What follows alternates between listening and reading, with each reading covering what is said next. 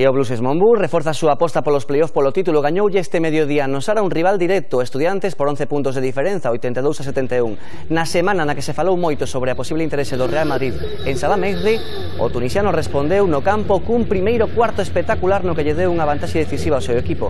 O cabo Mejri anotou 24 puntos, colleu outros rebotes, para un total de 29 de valoración. Esta semana todos falaron del, e el respondeu converténdose no mellor xogador do partido na 13ª vitoria do Blues Monbus.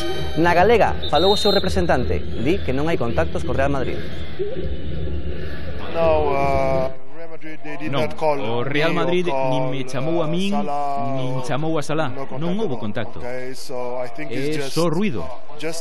Mira, a máis, o máis importante é meterse nos playoffs. E logo sentaremos como Obradoiro e falaremos do futuro como Obradoiro. Antes diso, nada.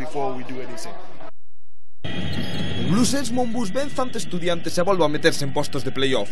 Santiago está de noraboa esta semana, unha semana na que sabíamos do interese do Real Madrid por Salah Mejri.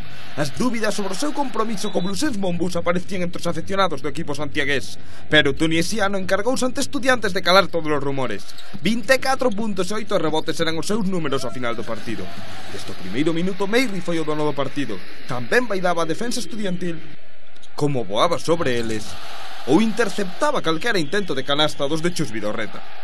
14 puntos de Mejri nun primeiro cuarto onde os de Moncho Fernández seguían 18 arriba. E se o tunisiano era clave en ataque no primeiro tempo, non o foi menos a defensa. Kendall era o encargado de secar o xogador máis valorado da liga, Germán Gabriel, e Pumprela o que impedía que aparecese o máximo anotador da temporada, Cal English. Pero o segundo tempo ia ser diferente. Andrés Rodríguez cometía a terceira falta persoal a volta do descanso e ao banco. Un parcial de 1-15 favorable aos Estudiantes colocaba os a 4 no marcador.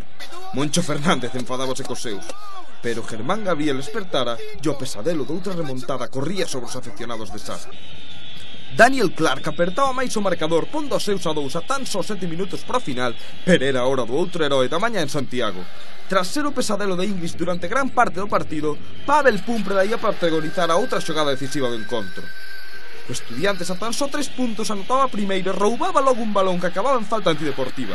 Era o seu momento, porque anotaba os 2 tiros libres e outra canasta máis para colocar o Blues Monbus novo arriba. Con esta vantaxe aguantaban ata o final os de Moncho Fernández, que a falta de tan só 8 partidos ven como os playoffs polo título xa non son só un soño. El partido, bueno, pues el inicio es espectacular, tanto detrás como delante, con muchísimo acierto, ¿no? Yo creo que esto ya condiciona todo el encuentro. Hay un momento donde ellos empiezan con las alternativas, la triángulo y 2, en algún momento nos genera confusión, pero también es cierto que fallamos un momento del partido tiros muy cómodos, situaciones muy fáciles, pero bueno, creo que tuvimos fe en la victoria todo el tiempo y repito, creo que desde el trabajo defensivo que nos dio, yo creo que hoy ha sido el partido en el que hemos anotado más puntos de contraataque.